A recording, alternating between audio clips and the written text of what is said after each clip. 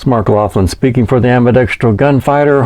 Why do striker-fired triggers suck compared to hammer-fired triggers? This is the safety plunger.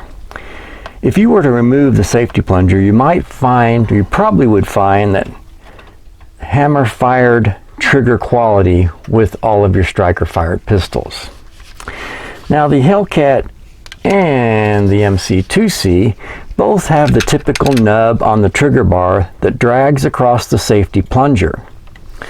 The MC2C probably has the best and shortest reset of the triggers we're testing here.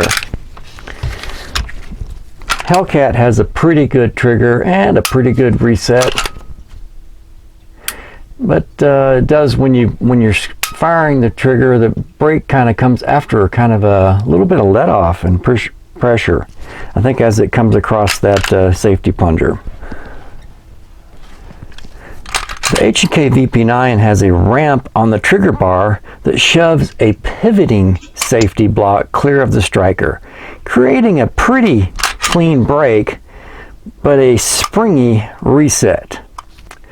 The SIG P365 has probably the best engineered setup, whereby the trigger bar has a pivoting lever that changes horizontal trigger bar movement into a vertical movement against the plunger, creating a really solid brake and a reset, especially for a striker-fired trigger.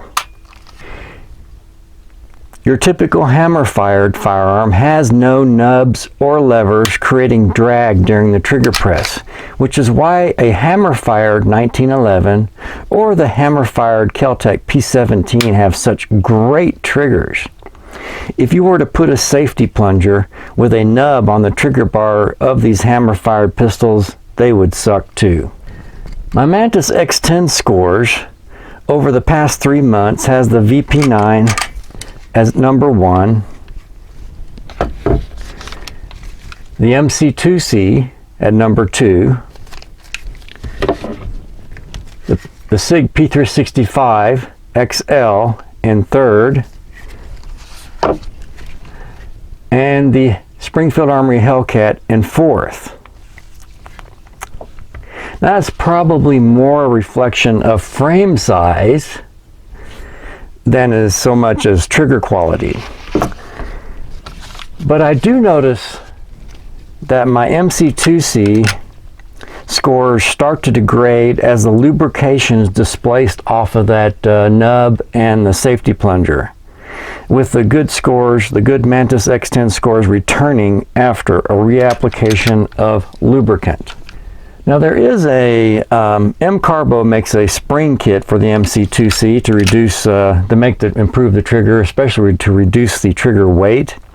And one of the 3 springs is for the safety plunger, a lighter spring for the safety plunger. Why is the stock spring so stiff? Probably for reliability as things get fouled, if you're not the type that keeps your firearms clean. A big advantage of the MC2C is this safe takedown system, whereby you can gain quick access to clean the striker channel. Much easier to clean this than it is your most other striker-fired pistols. It would be nice if it was as easy to, pull apart the safety plungers and clean those as well, but that does require knocking a pin out, a rolled pin out clear to remove the extractor and thereby the safety plunger. And that is why your striker-fired pistols are not going to have the same quality of trigger as your typical hammer-fired pistol. It's Mark Laughlin speaking for the ambidextrous gunfighter. Please like, share, and subscribe. Thanks for watching.